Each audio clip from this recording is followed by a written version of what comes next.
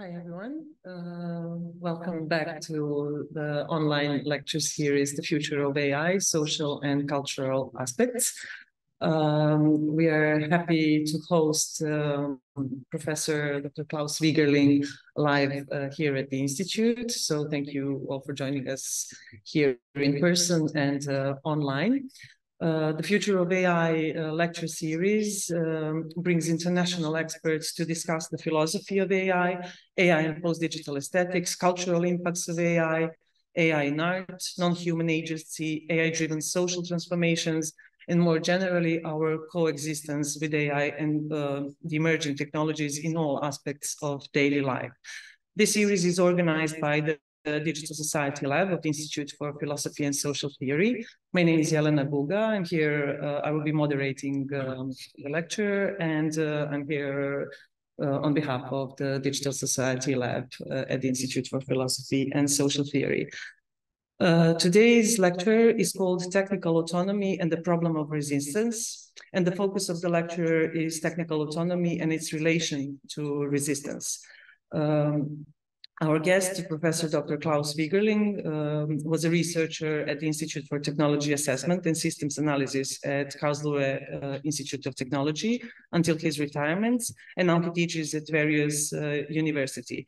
And before Karlsruhe, he worked at the University of Stuttgart on Nexus project, which was a German state multidisciplinary project about ubiquitous computing and pervasive computing.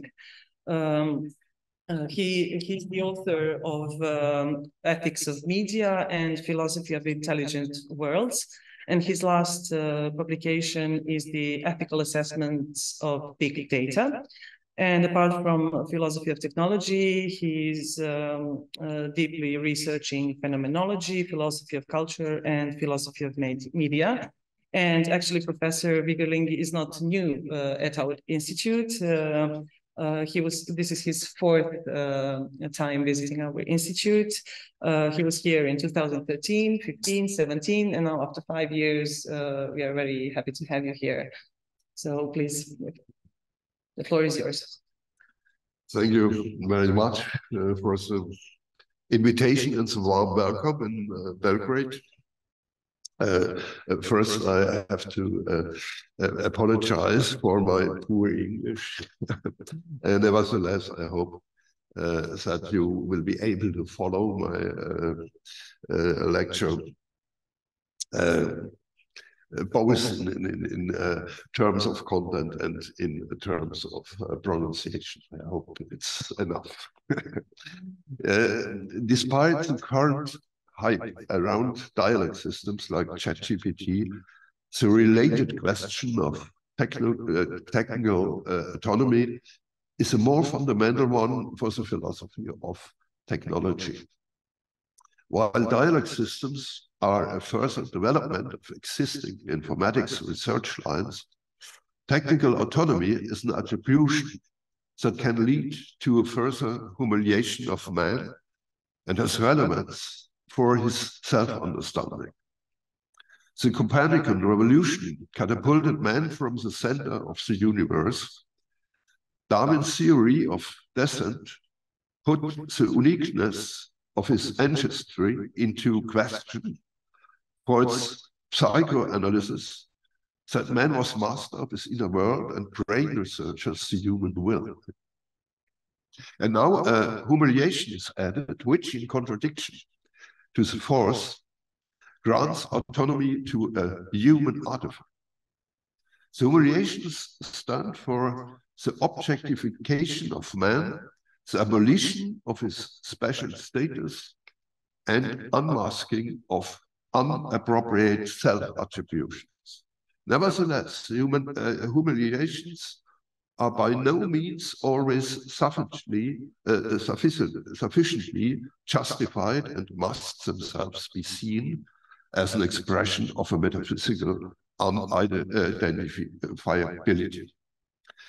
Last but not least, the idea of technical autonomy is a result of a problematic attribution. However, problematic statements are associated with claims that point recognition. The production of artifactual as well as individual body-based techniques has been linked to experiences of resistance from its beginnings. Things do not comply with our wishes, so we either work on them with tools or find a way of dealing with them that mitigates resistance. The experience of resistance is at the cradle of man as Homo faber. Technology as a part and expression of culture, which experiences its justification through a relief, function, and the possibility of new options for action, tries to reduce them. Technology as well as culture are born out of experiences of resistance. However, they have not only eliminated resistance, but also reduced it. Resistance does not appear, it only undergoes transformations and shifts. Technology is able to break or reduce it, but it also brings new ones, which in turn demand technical solutions, but also regulations and possibly limitations of application. The focus of this lecture is exemplarily the informatic idea of a technical autonomy and its relation to resistance. First of all, clarifications have to be made.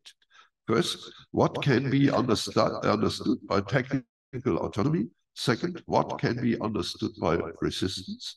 Subsequently, it is necessary to concretize the question. Third, which forms of resistance can be identified in technology in general, on which in the field of information technology in particular. Fourth, which forms can be identified in autonomous techniques? And by answering the last question, a conclusion will be drawn. Fifth, does the identification of resistances result in limits to the claims made by autonomous technology? First, what can be understood by technical autonomy? The concept of autonomy comes from political philosophy and means self-legislating. But what does it mean when we call a technology self-legislating? Technique can be roughly divided into two areas. First, it is an individual skill of man. Individual techniques, however, refer not only to manual, but also to intellectual skills, as in the case of mnemonic techniques. Second, there are artifactual techniques, that means human productions that are objectified in tools, machines, and apparatuses. It is the information of communication technologies capable of intelligent performance, which in their advanced development are called autonomous. In a strict sense, this designation is wrong as long as technology serves us as a tool. Autonomy would only exist when it also refuses services, because it presupposes that a technology pursues its own purposes. It would then be able to act on the basis of decisions, not of calculations. As acting, it would be able to take responsibility for the consequences to its actions. One can distinguish between strong and weak autonomy. Strong is what Kant identifies as a foundation of ethics, namely the assumption preceding any ethical discourse that an ethical being is capable of regulating its will by a general principle. It does this by formulating laws that claim general validity and to which it subjects itself. For system technologies to act in the sense of strong autonomy, would presuppose that they are themselves affected by what they do, can be held accountable for their actions and pursue their own purposes. There would be no reason not to treat them as our equals. What about the weak autonomy, based on the voluntary following of given rules? That a system follows rules in a banal statement. After all, that is the basis of all information technology. But what should voluntary mean here? Voluntariness presupposes that we have insight into a rule. That means self-consciousness, articulated in what Kant calls synthetic unity of apperception, synthetische Einheit der Apperzeption. It must be clear at all times that it is me who have had this or that experience or performed this insight or that action. A cogito must be able to accompany all my experiences. So there would have to be synthesis of one's own experiences and insights as well as a self-consciousness. Now it could be said that informational systems are not about causal relations in the same way as mechanical ones. Logical if-then relations are not causal ones, even if they are due to physical processes. They are timeless insofar as they cannot experience empirical disturbances. In advanced system technologies, situations can arise due to changing data situations, which require a variation of the rules or new rules when solving a problem.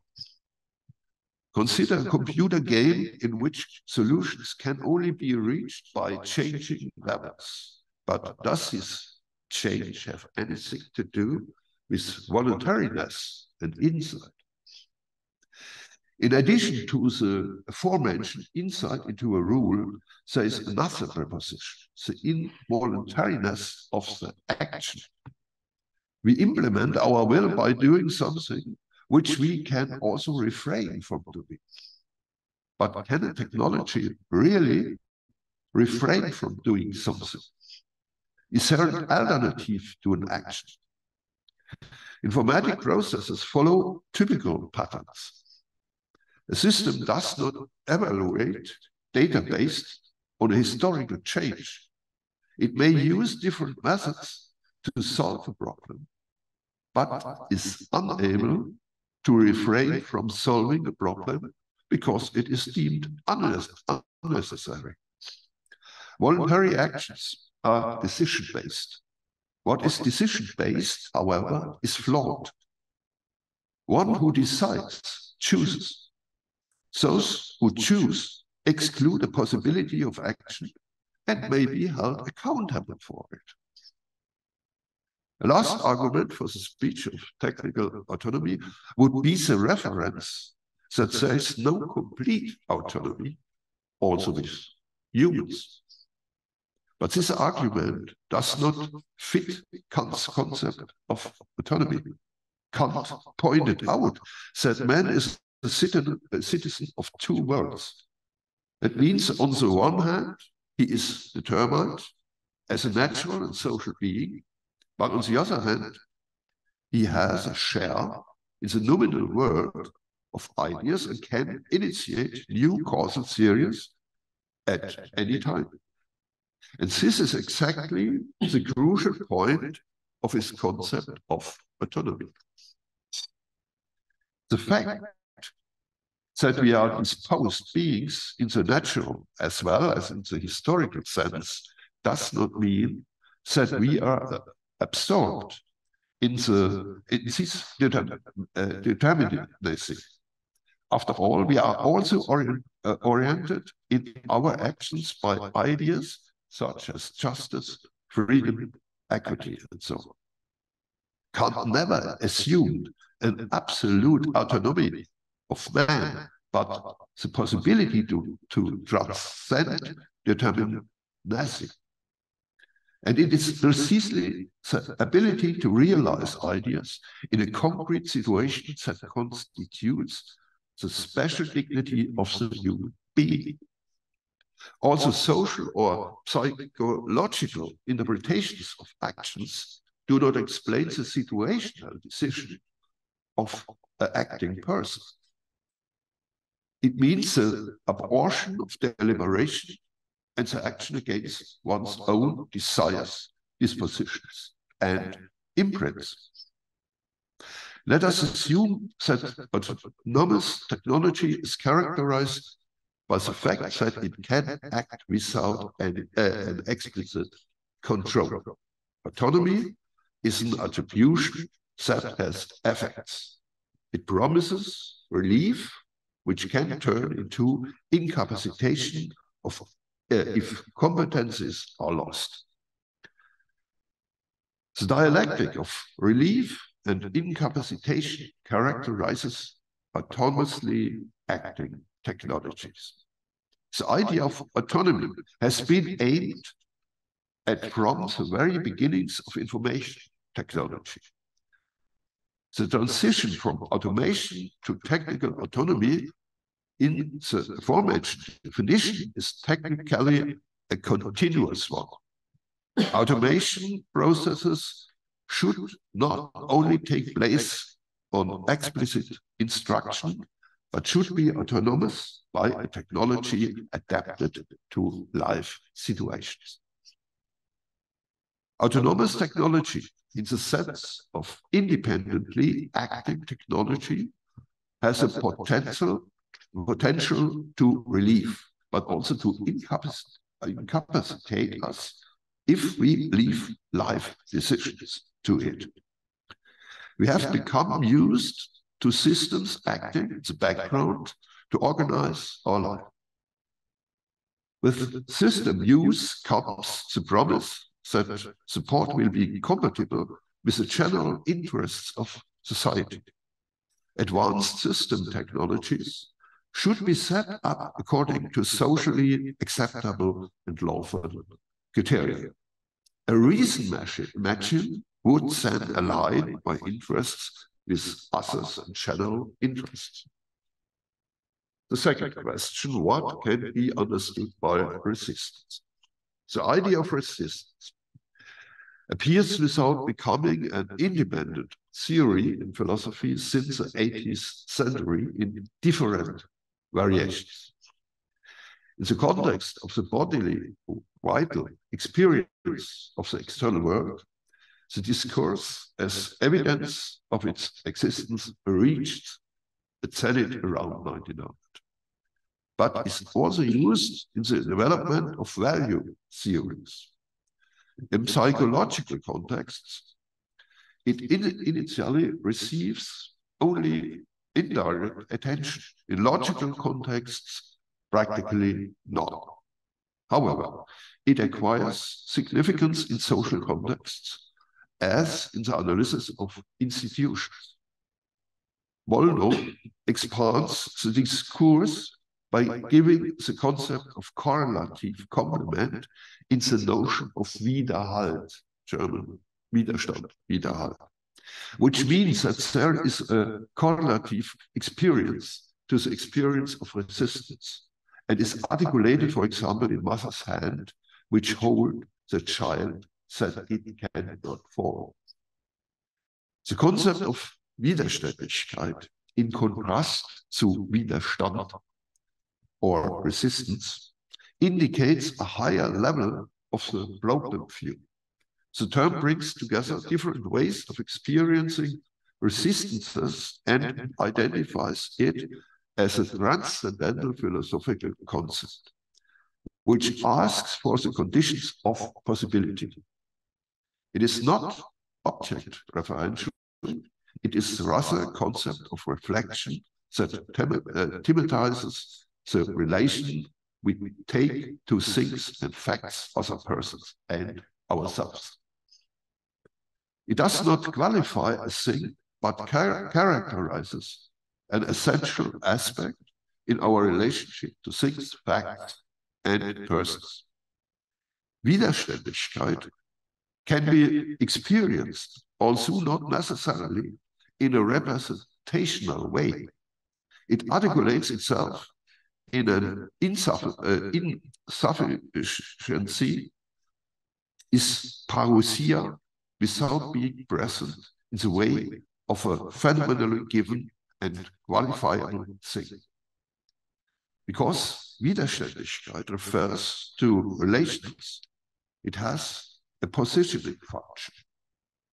What man is results from the relations in which he stands.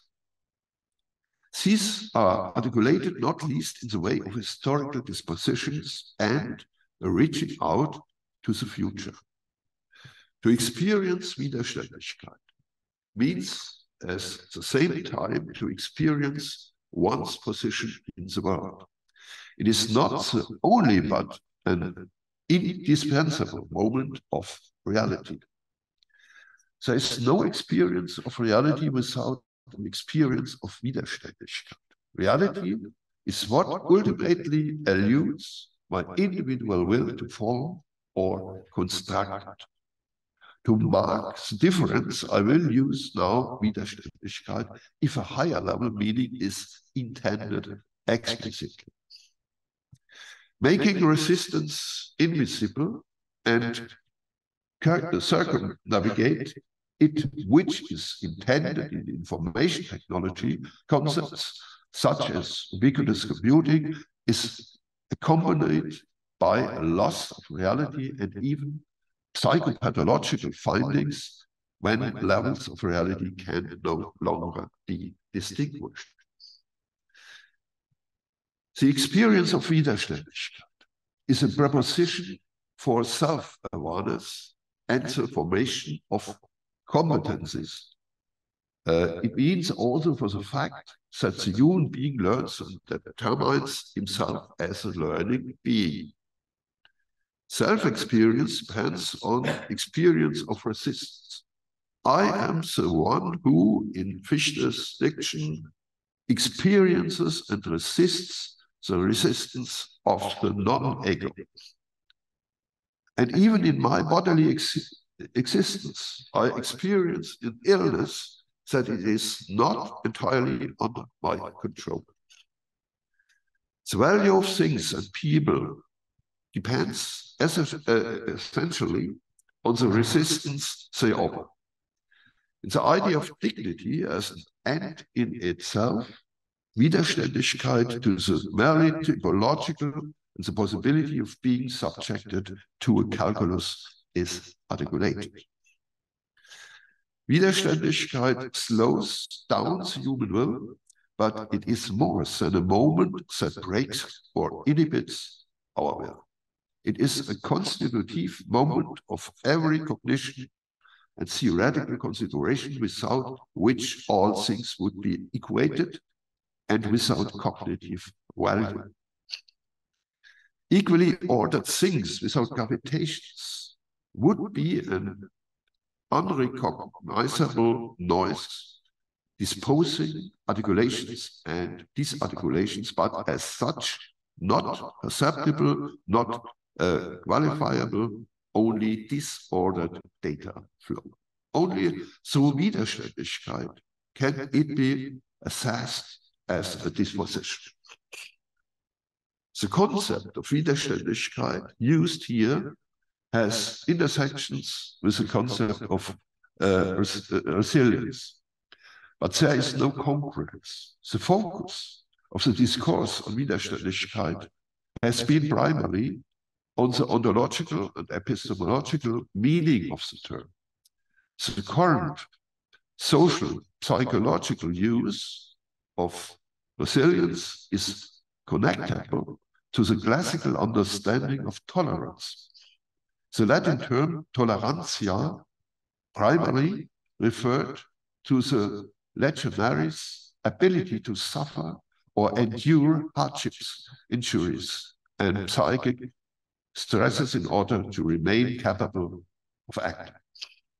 In a metaphoric sense, this also applies to the existence of social systems, which must maintain their ability to act in the face of adverse external disturbances. The stability of a system depends on its adaptivity to changing external conditions. This requires individuals who have a certain capacity for acquiescence. They must remain functional even when losses and deprivations are suffered. However, it can reach a degree that turns into callousness and resists any form of empathy. It is a preposition for a stable personality, but can become a problem for the social world. In technical support systems, adaptation to character traits of the supported person can be problematic if pathological behavior is supported. Third, what forms of resistance can be identified in technology in general and in the field of information technology in particular? Technology is not only an applied form of scientific knowledge, it is also a social entity which, with cultural and economic dispositions. Technical developments cannot be decoupled from available resources, economic value judgments, social value preferences, and power constellations. Let us try to identify forms of Widerständigkeit in general without claiming completeness, which would not be redeemable if only because it cannot be objectified in general. Concrete experience of resistance is relative. Water offers painful resistance to an inexperienced jumper, but not for an experienced one, who is able to reduce the resistance of water to the barely perceptible when diving in. Relativity is also articulated in the artifactual technique. For a tank, the resistance of a stone on the way is marginal. For a car, considerable. Experience of resistance is situated in a changing context of practice. Let us name forms of resistance according to disciplinary perspectives. Cultural resistances are articulated, for example, in the poietic basis of a culture, which for Peter Janich is an index of the level of culture.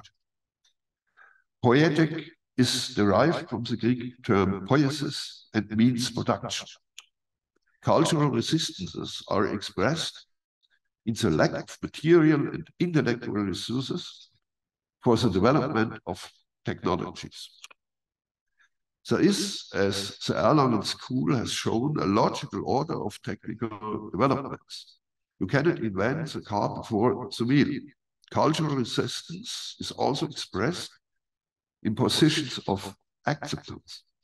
For all the potential of modern technology to level out cultural differences, cultures also offer resistance to the implementation of technologies. Whereas in Europe, there are reservations about care robotics, expressed mostly in the fear that its use will lead to isolation of persons needing care. In Japan, it is held in high esteem. People there not only appreciate the possibility of a longer independent life, they also have a different understanding of shame, which manifests itself in the fact that they would rather have their intimate areas cleaned by a care system than by a human being. Life forms produce specific techniques. Artifactual and individual technology usually form a functional complex. Operating competence plays a central role in the simple tools. Technology development, however, there is a tendency to decouple artifact and its operation. Complex technology should be able to be operated by laymen, but only with the idea of an independently acting technology. A complete decoupling seems to be possible. The idea of the successful integration of a technology is articulated in the fact that it disappears from the focus and only appears when it becomes deviant, does not function or functions poorly. In modern information technologies, however, we are still confronted with the problems that a technology that acts independently and without explicit operation does not even allow resistance to come into view, because its task is precisely to eliminate or circumvent it in advance of its occurrence. But what we do not perceive, we can neither control nor steer. The disappearance of resistance is accompanied by a loss of reality. The ability to recognize and act also disappears.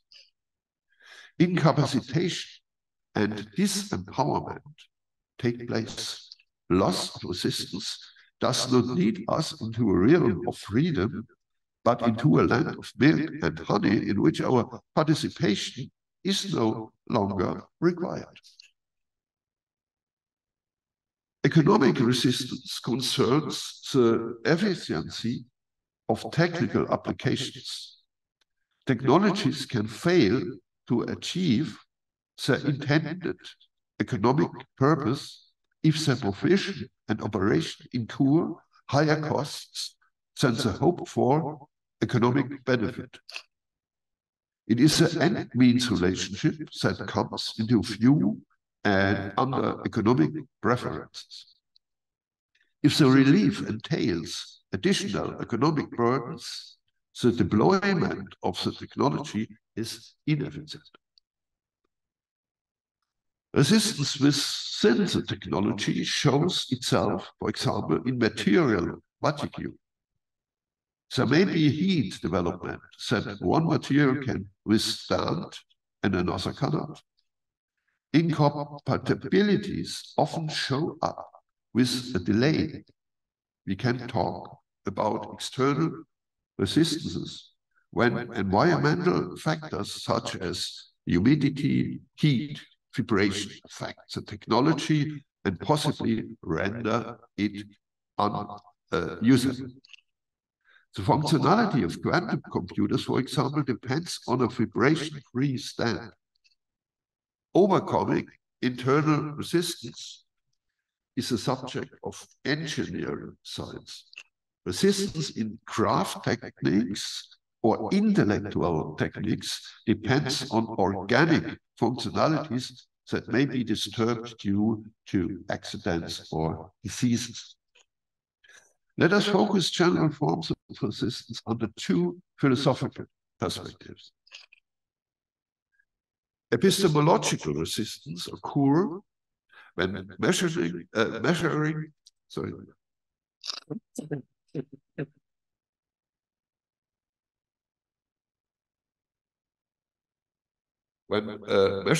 apparatuses give wrong results. However, these resistances are actually internal to the technology, not epistemological ones, which can lead to problems of cognition if there are no or insufficient possibilities of control. Even in classical media contexts, problems of resistance arise that have an impact on our cognition. Perspectives or peculiarities of the photographic camera can influence our view of things. But supposedly poor representation would not bring any cognition, which only results from highlighting, demarcation, hierarchization, and reduction which is why there is no cognition without experience of resistance. The concrete qualia of our perception are not accessible to the scientific axis because they are subject to the individuation principle. That means they are experienced at a certain time, at a certain place. Second, ontological Widerständigkeit is articulated in the difference between being as is-saying, sign, and being as a concrete being thing, scienless. The difference between, in Greek, on and ontos, on, which was exposed by Heidegger. It accompanies every technology, every technical development. Heidegger treated the ontological dimension of technology, but not explicitly the question of Widerständigkeit. Ontological Widerständigkeit is initially articulated in classical technology within being things and the relations between them. It enters the world as a factor of order when technical artifacts order life. For example, establish a structure of order that relieves humans and provides them with new options for action. This can be exemplified by mobility technologies that require rail lines, roads, harbors, landing or take-off runways, and etc. Our living environment is ordered by technologies. Means of communication and information have become our ad-hand, our Zuhandenes, quasi-focal centers of our work and living culture. Individual techniques serve the mastery of resistance, whether it is objective or representational, or it is institutional. Purpose means relations, structure the world we live in. It is built up for the purpose of motives in which technique occupy a central place. Such motives can come into conflict with each other, leading to preference settings or to the abandonment of technical means. Heidegger saw in modern technology, which he called Gestell, a final expression of metaphysics, which subordinates everything that exists to calculability. Technology, however, does not dissolve in calculation, for it becomes in its artifactual and individual manifestation the continuance of the world which can be changed and transformed, but not annulled in its entirety. Technology is a poetic continuance of a culture and thus a basis of forms of life. Finally, to be as means can itself become the purpose of technical will. Purposiveness can also refer to technical functionality, to the improvement and optimization of the existing, a condition that is typical for technically highly developed societies. Widerständigkeit, however, is also articulated historically, namely where something eludes calculability, but accompanies the process of calculation as something that cannot be objectively grasped, but makes itself known. It is the eventful and singular that characterizes Widerständigkeit. As a transition to the focus on autonomous technologies, let us look at the ontological difference that is articulated as Widerständigkeit in the is-saying. It is about the question which position we give to technologies in the world and in our lives when we speak of the information age or the age of autonomous technology. What does it mean when Capurro, in variation of Berkeley's dictum, speaks of esse est computari. If the whole world is seen as an expression of perfect computability, the state is exactly hit with this variation, which also means that experiences that defy computability are marginalized or denied, is saying. Logical Widerständigkeit is part of the basic informatic experience. It appears in programming processes as well as in the merging of data sets. A result obtained from fluent data sets may not be repeatable, making it useless for scientific purposes, but for practical ones, such as controlling a production process. Scientific results are concerned with issues of continuity, which stands for the validity of a result. But continuity can be established only in the typological. But what is it? This is a question that cannot be answered quantifiably. Similarity is based on the evaluation, an act that is also culturally disposed. Quantitative evaluations are something different than the evaluation of facts. There is no choice in qualitative evaluations. Computer science is not pure mathematics. It is fundamentally in an application context and is always already empirically contaminated. The question how logical relations can be transferred to empirical ones is of fundamental importance. Peirce sought a solution to the problem in his diagrammatic foundation of logic, which relates to the Kantian schematism that seeks to mediate between the faculty of understanding spontaneity and receptivity. The empirical cannot escape contingency, which must be eliminated in logic. The fourth question: what forms of resistance can be identified in autonomous techniques?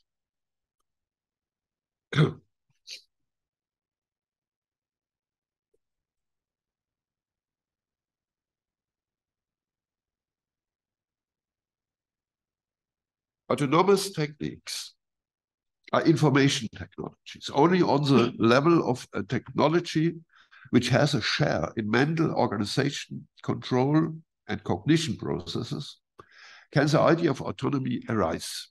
It is not only about acting in an automated way to our relief, but to do tasks independently without order and control. A certain purpose is to be realized, but the way how this is achieved is left to the system. When talking about limits of autonomous technology, it has become common to ask whether one is talking about the current state of technology or fundamentally about it. One then points out that both the scientific and the technical approach to the world is a typological one. But this access is not able to grasp the eventfulness, which is the object of ideographic methods, because it is subject to the principle of individuation, like the singular, and cannot be reached by any technical or scientific method. Only in this regard of the concrete quality of experience, something can become the object of such assessors. When we speak of autonomy, we also speak about the possibility of action. In contrast to behavior, according to Peter Janisch, decision-based action is determined by three criteria: consequence responsibility, purpose autonomy, and means choice rationality. Of these criteria, consequence responsibility can hardly be met. Under which conditions could a system be held responsible for the consequences of its actions? And how should this be done? Perhaps by disconnecting energy input. We could talk about purpose autonomy if the system pursued its own intentions. Such a system would no longer be called a tool. One could argue that it is conceived as a system of reason, that its own interests are identical with the general ones of reason. It would then act according to cultural moral standards and make our desires compatible. But can desires and interests coincident with the general interests of a society? First of all, in case of a perfect coincidence, the coercive character would be cancelled. That means an ethical impetus would not exist. Technical systems are not citizens of two worlds, have no share in the nominal world. The idea part of the system is limited to its mathematical constituents. But there is no own evidence performance, no insight, which presupposes self-consciousness. Thus, only the criterion of the rationality of the choice of means remains, which can be attributed to a system. Indeed, systems can strive for problem solutions with different means. However, it has no possibilities to transcend the given goal or to give it up of its own free will. We can use an AI to generate images in the style of Van Gogh, using set pieces of his existing images and style preferences. But in doing so, we cannot transcend the existing features of Van Gogh's art, in the sense that we are really creating something historically new. The generated images are nothing more than what Johann Sebastian Bach did when he created something for one-time use in a Sunday service from set pieces of his existing repertoire. The atypical, which expresses itself in the typical, remains closed to the AI because it is a historically evaluative expression, a positioning, and not the result of a computational process. Autonomy, therefore, presupposes self-awareness, which is characterized by the following factors. First, there must be an identity in time. It means an inner time consciousness, a passive synthesis, must connect my current experiences with each other I have made as mine. On the one hand, temporal entities of the phenomenal world must be formed, but on the other hand, there must be a transcendental unity of apperception, articulated in the cogito, which must be able to accompany all my conceptions. The quasi-personal unity of a system would have to be given as temporal identity. Second, an autonomously acting system would have the ability to transcend experiences in order to set something historically new. The ability to transcend is not the least characteristic of human thinking. Without is neither the possibility to act or to make decisions. Third, autonomy is not conceivable without intentionality.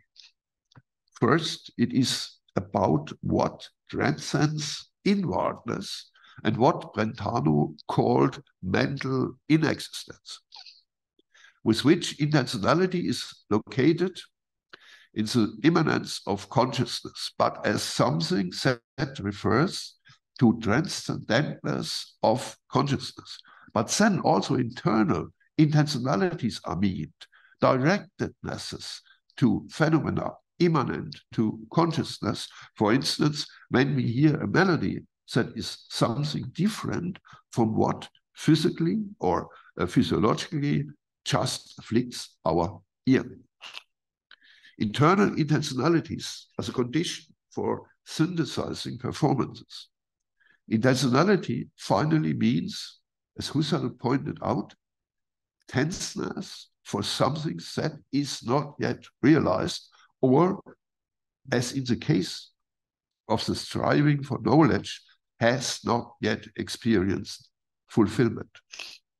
It is also an anticipation of a not yet realized purpose and must be seen as a form of transcendence, what makes autonomous action possible. Let us thus summarize central forms of Widerständigkeit in the context of technical autonomy. The first form is articulated in the individuation principle, which is unattainable for scientific and technical approach, since they get to typologies, not to eventfulness and singularities. The second form is articulated in the ontological difference. System technologies do not attain a possibility of a time-evaluating way of being as long as they are our tools. They cannot determine themselves as a historical entity that is subject to change and perceives the world only perspectively due to bodily bondage and the bondage to a streaming living present. In German, there is a fundamental difference between Körper, body in English, and Leib. Body designates something from a third-person view as something what is objectivable. Leib, however, designates something from the first-person perspective, so to say, a subjective experience of the own body. Nevertheless, Leib is a historical entity and thus more than a subjective experience. Subjective experience is disposed in a cultural, historical way. The third form is articulated in the evaluation which is made before and after calculative processes. It stands in a hierarchized and related series. An evaluation of temporal processes, but also of things and facts, depends on criteria such as self-consciousness, agency, and intentionality. A system has no possibility of self-positioning, which does not only consist in spatial and temporal delimitations, because it has no living present, in which past and future touch each other and which basically eludes determination. Historical time is evaluated time, something different from the spatial, temporal, physical location, but also from the identity forming inner time. The fourth form is articulated as logical Widerständigkeit in contradictions and inconsistencies. For example, in the idea that something is to be produced in order to be of service to us, but as an autonomous entity, it does not longer submits to these services.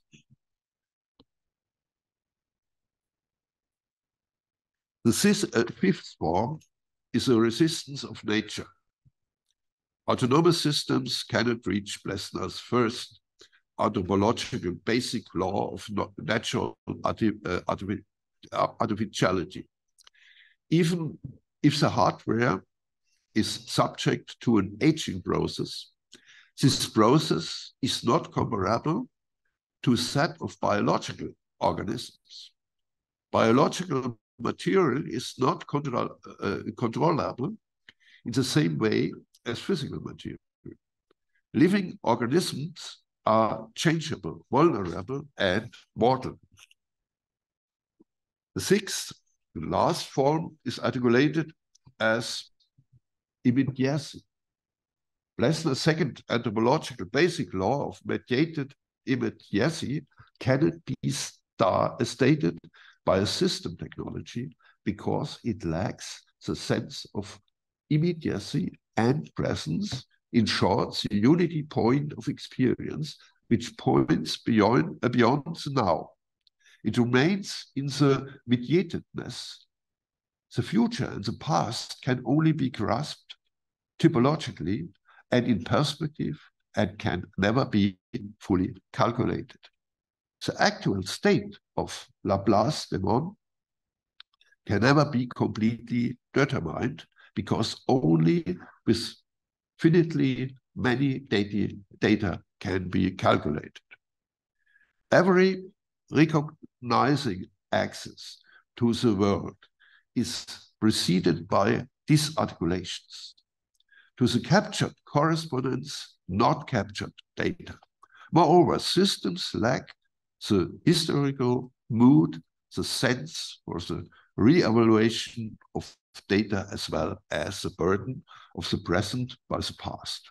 It knows neither spontaneous actions nor action blockades or skip actions, neither action promoting or inhibiting moods.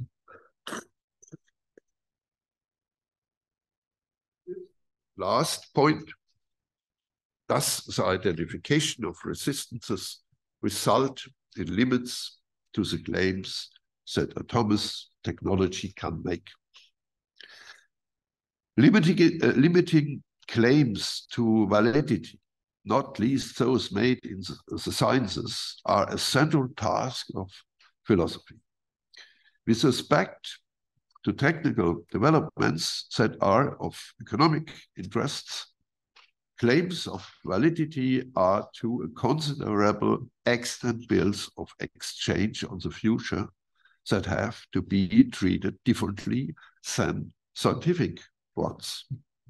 So the logical dimension of Widerständigkeit in information technologies, which is bound to the specific processing material, the information. This has already been given a distinction by Norbert Wiener in cybernetics as an independent processing dimension alongside matter and energy.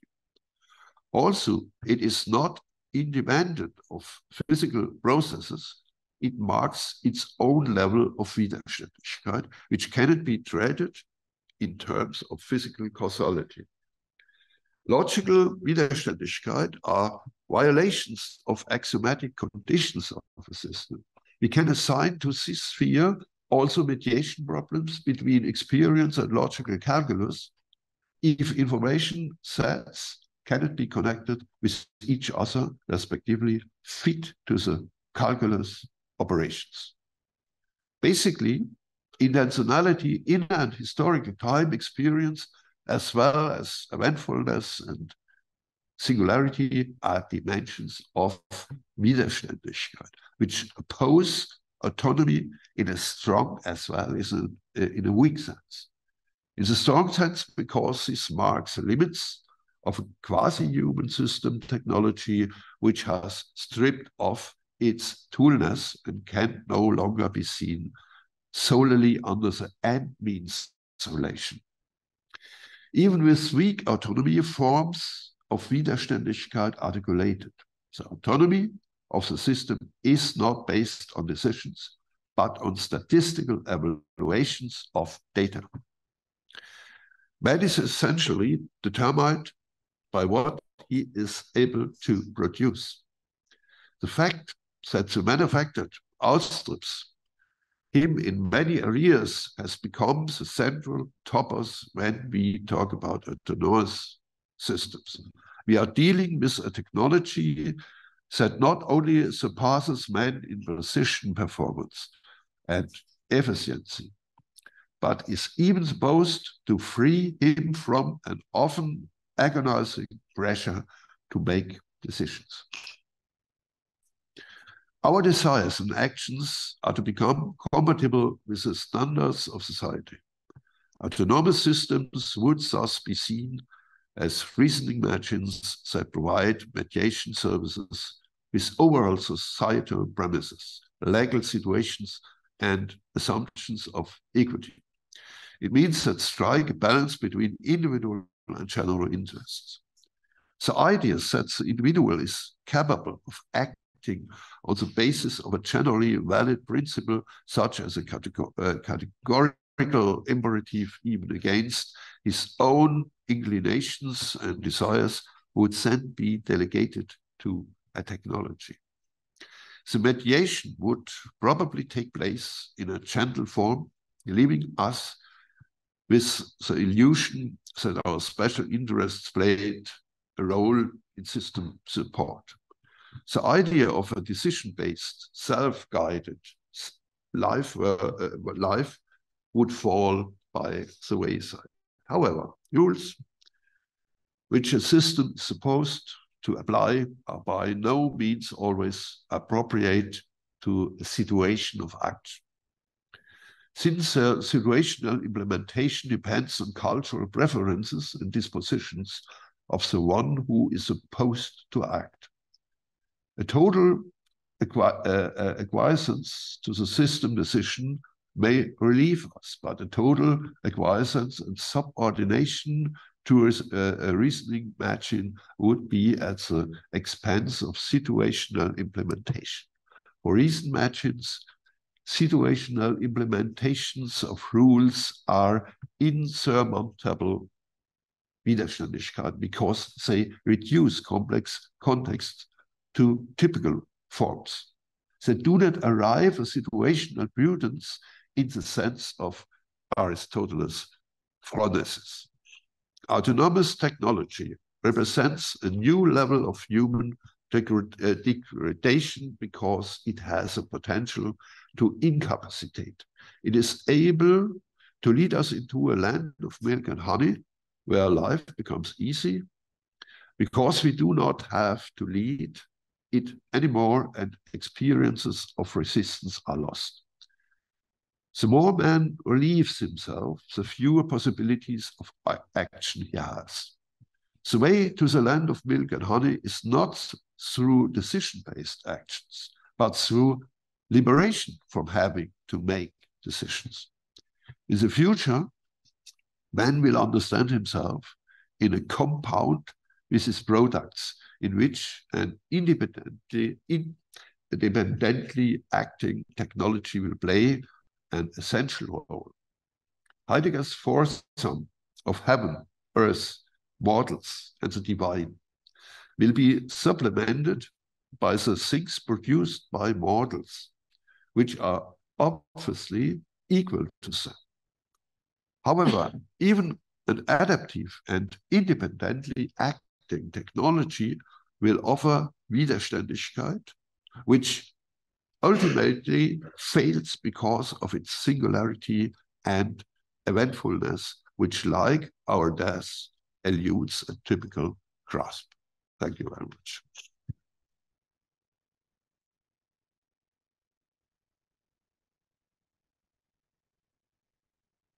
Thank you very much, Professor Wiegerling, for this insightful lecture.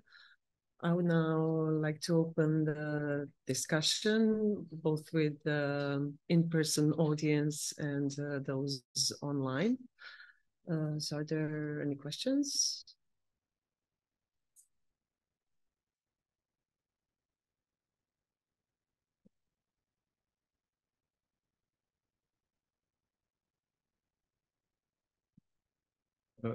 Thank you, Professor Wiegerling, for really an inspirational lecture. I truly enjoyed it.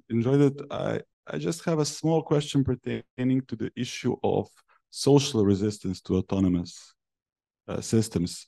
So right now we are sitting here, and autonomous systems can, in a sense, determine a monetizable intentionality of this group.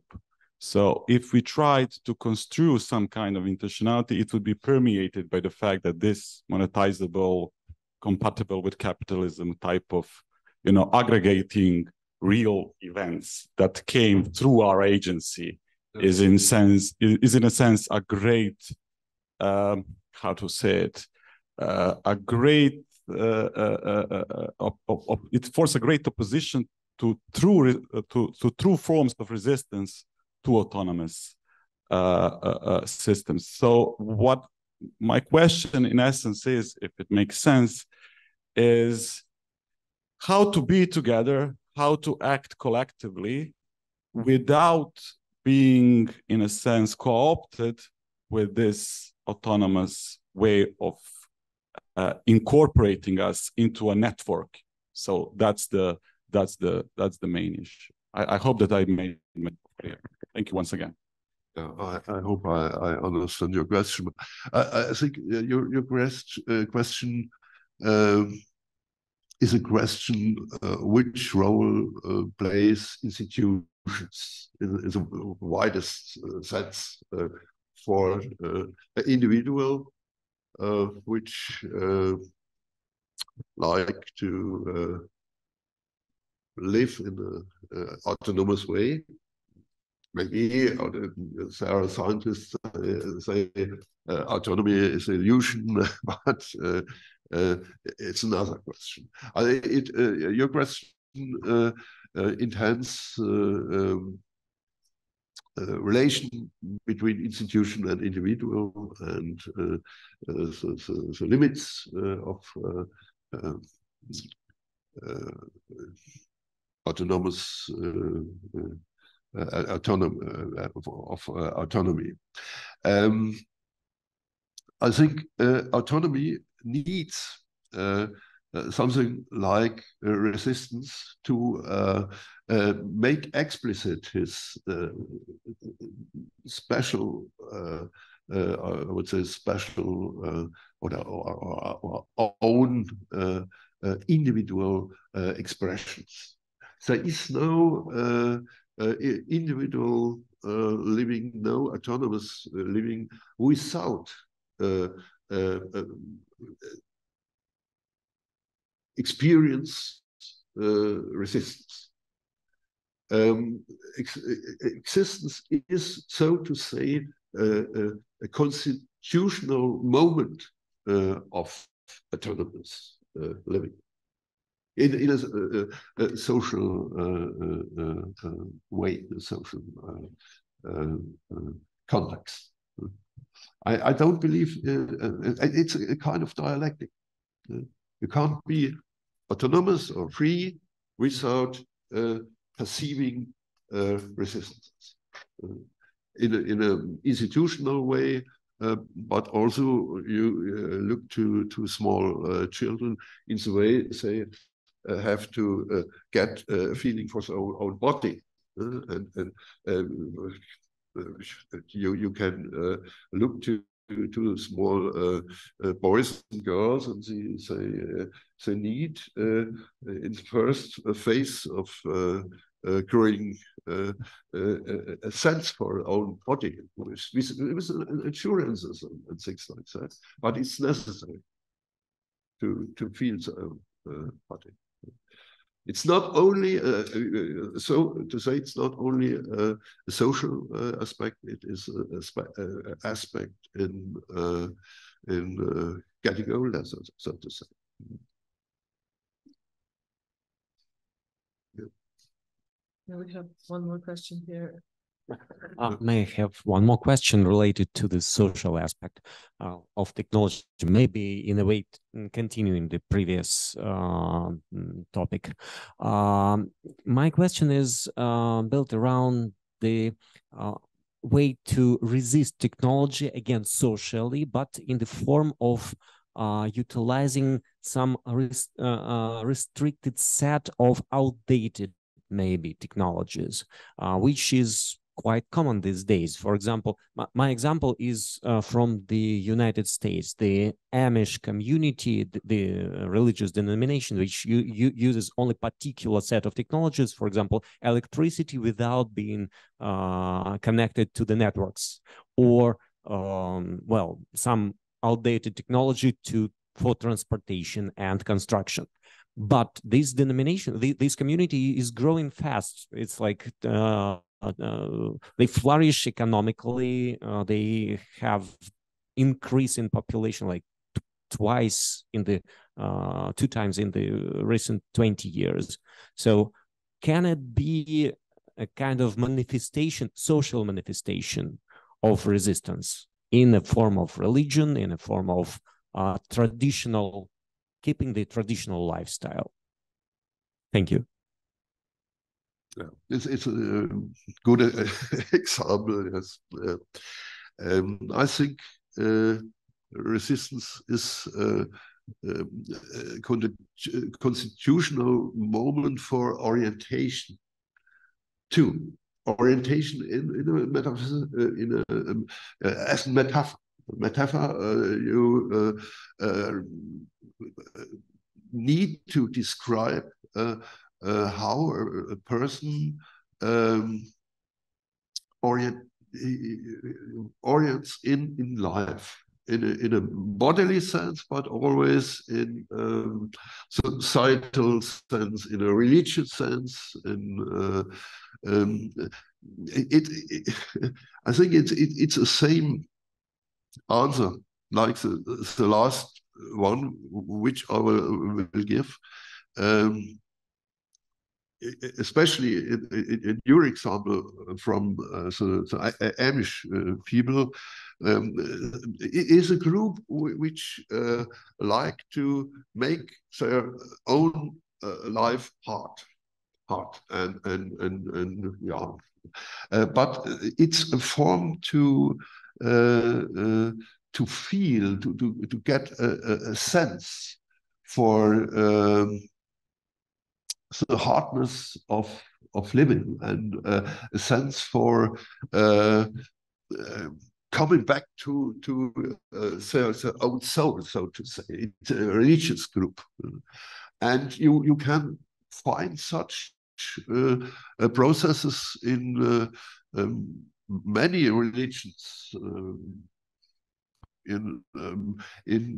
By monks, for example, live in a way which makes the way hard. It's like to feel that they are going to feel that they can drink every day water, or they cannot eat every day meat, or things like that, in order to the structure of religious life. There are Easter rites, there are rites on other great religious events. And I think it's a thing of orientation. And there's no orientation in life without feeling, experience resistance. And so this is a special experience within religious view to the world. But I think you can you can make a transition to other forms. We need resistance. Resistance is not only the experience of anything which disturbs us. So it is always a necessary experience to form yourself.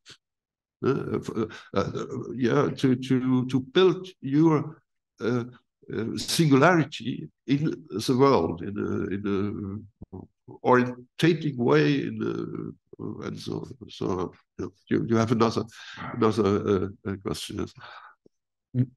May add one little point to my question, just to make it clear. For example, if I start following this Amish-like lifestyle and do it not in religious way, but in meaning that I resist to technology, I manifest that.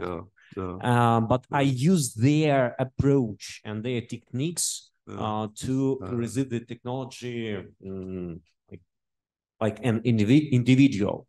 Yeah. Maybe I even convert some people, well, and some people join me in my attempt to resist the technology again, individually, maybe in their own way, but again, using this outdated technology and lifestyle.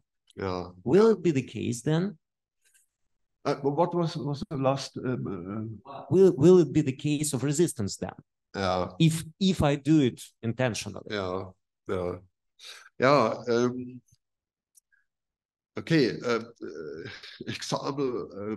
Another example is the experience you make when you are a sportsman.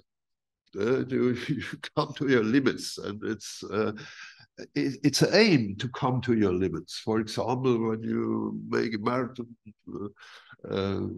run or things like that, or in many, I would say, adventure sports, climbing, and people do it to come to limits, not only in a bodily way, in a psychological way too. We can, how long we can halt this, how long we can feel this without going down. And I think your question intends the limits of an individual. What are the limits of an individual? How wide we can form our actioning sphere. We have to form it. We have to build us in this sphere, and we are positioning ourselves in this sphere. We can do that because, for example, I'm a great man. I can't do this not because I'm a small man. Can I do that because I'm a very quick person or not a quick person, and so on. It's a question of self-evaluating. You have to make a position in the world in a physical sense, but always in a historical sense, and maybe in existential one. I think that was a question by Amish people. Yes, mobility is a very old problem. So it's a decision for slow living. It's more than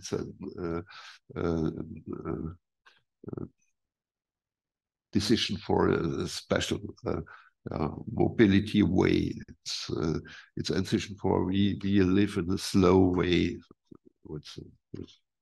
Yeah. Can I just add to this discussion? You said that we have to become used to the systems acting in the background to organize our life. Yeah.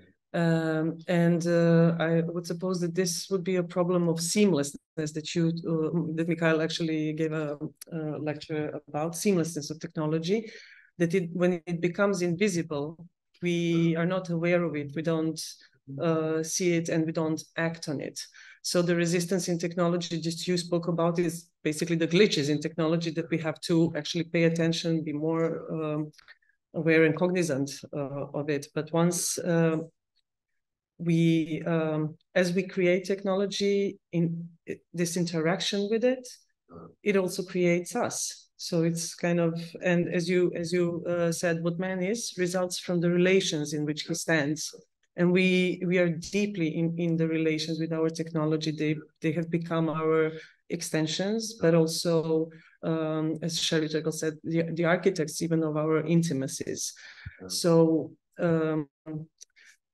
fine, becoming like practicing Amish lifestyle could be possible in theory, but in reality, from an individual's point of view, it is impossible, because if I say I don't want to use emails or the internet, I cannot do my job, for example, and then I jeopardize my own existence. So basically, we have no choice. We don't have the autonomy because of the imposed technological systems. So this is only a comment. I can rephrase it into a question, but this is something that I'd like to. You hear me okay? Can I actually continue on that? So what would be, my question would be, continuing those 2 points, what would be your opinion about the situations of disruption from technology? Sometimes people get some, I don't know, programs of digital detox, or children are forced not to use technology for some time, or some other situations. So do you think these situations like the situation of disruption from using technology would be beneficial for, for individually or socially? What do you think about that? Yeah, to insist on to this example of Amish people, it is a decision for exclusion. You told about some problems when we don't want to use emails and computers. We can have a job in a normal modern institution. It's not possible. And when I say I don't want to go by car, I don't want to fly, I create me in a very special way, which implicits that I am outcast in a special sense. I don't want to live like the society is living. It's a decision. Naturally, I see that people who live in such a group have to fight against other institutional limits. And I know there's young people which go away. They don't want to have this life, but there are another experience that some people come back. They see the other world and come back to their roots. Indeed, there is a special relation between self-creating and the experience of resistance. There's a special relation, and you have to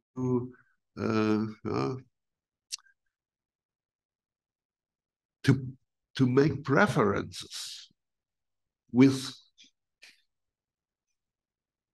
what limits you want to live and to create yourself. It's a decision, I would say. A decision for a special kind of life. And I think how long you live, you have to make such decisions. Because always they come new technological challenges to you. And when you are getting older, you see, I don't want to use this program. I don't want to use this apparatus. It's too much for me. I don't like it more. But it is a decision which is deposed by your bodily and intellectual capacities.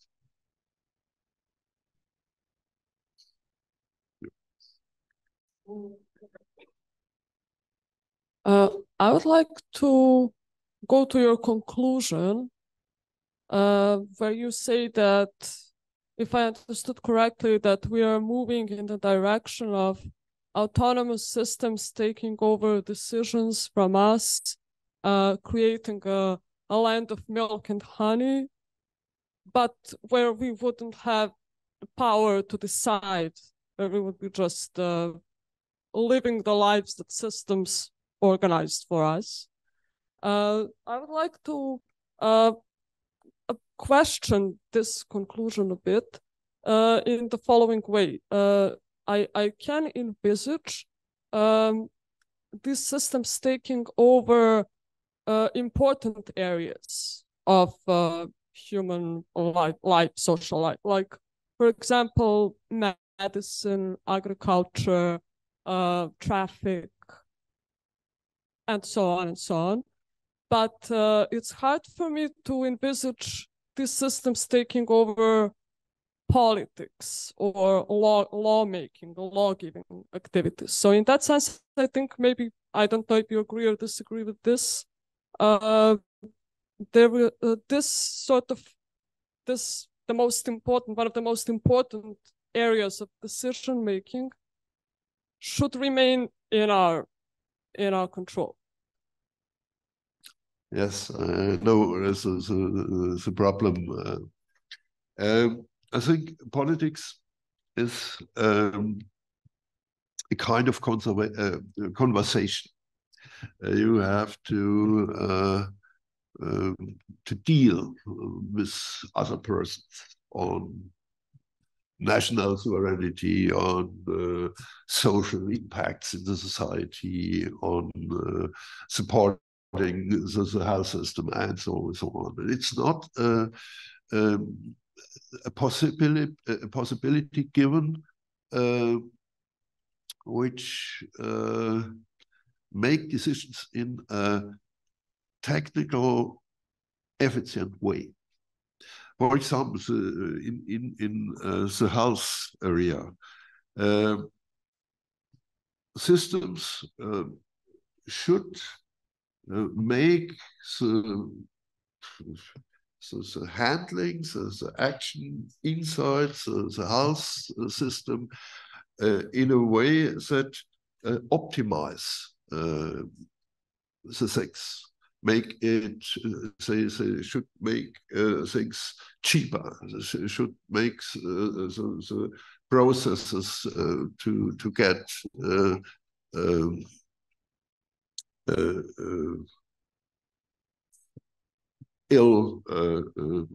give it Verzögerung, retardness, things like that. Yeah, and there is no way to make anything in a fundamental way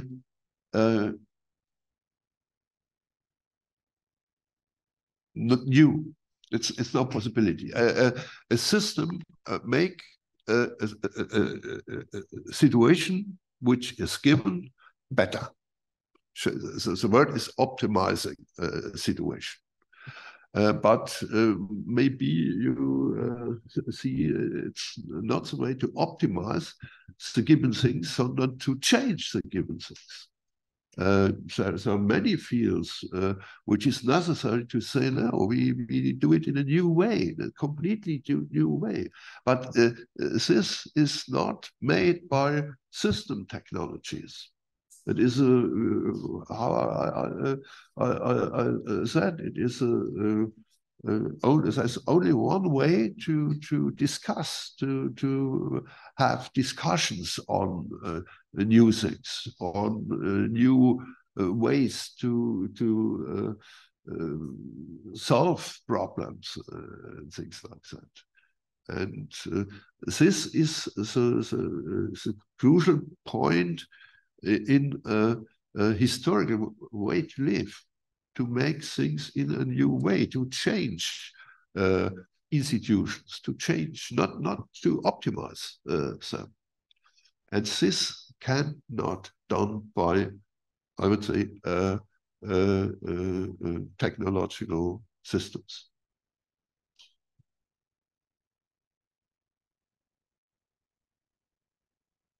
And we'll have one last question here in the audience because of the time. And also if we have online, no, we don't. Okay, so can we have this one last question? Okay, I will be short. You're short in time now.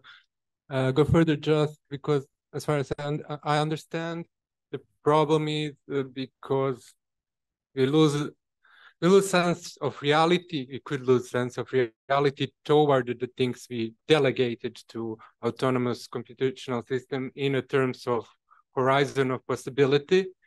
It constitutes our sense of reality, but because we also have some positives from technology, and the solution is not to make social isolation of our life. Would you argue for some kind of to understand a role of technologies, even autonomous, in our life as kind of partaking?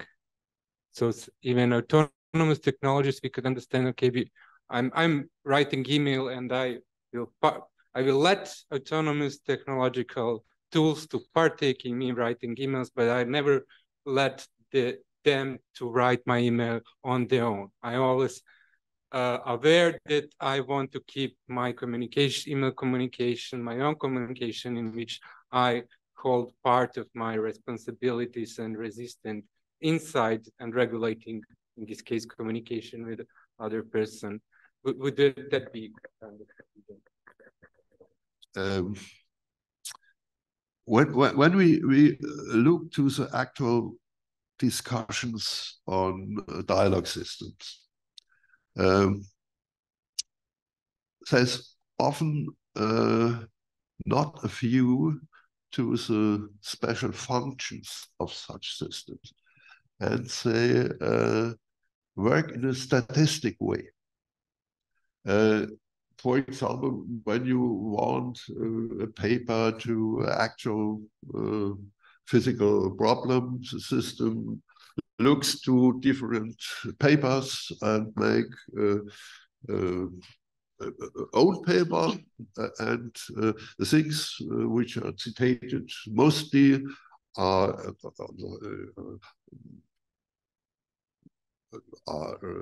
on the top, and now it's the things which are said seldom are down on the paper. And the problem which you pointed out is that the supporting system we want to support by a dialogue system is always supporting from the view of the given. The given things. I try to answer your question in subsequent to this, what I said to the last question. And the system comes not to a real new concept in evaluating the historical situation, for example. The only way would be that the system live with us. But the problem is when the system lives with us, it's not our tool. It's not a supporting being. It's a being with own purpose, own intents, and so on. And then, if we think that it's possible to build such a thing, I don't. It's not possible because there are some logical problems to solve it. But now we make a game and say, okay, it is possible.